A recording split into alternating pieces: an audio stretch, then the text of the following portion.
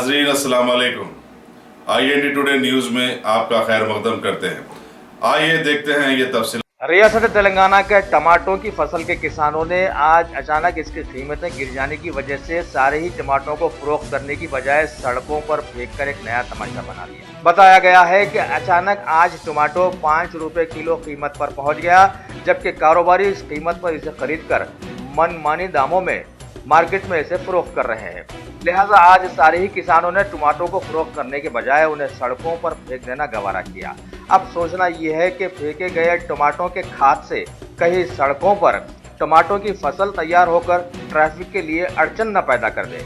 हालांकि हालिया दिनों में रियासती हुकूमत ने किसानों की फलाह बहबूद के लिए बहुत सारी योजनाएं बनाने की बात भी सामने लाई, और अब जबकि टमाटर सस्ता हुआ तो किसानों ने इसे बेचना भी गवारा नहीं किया है।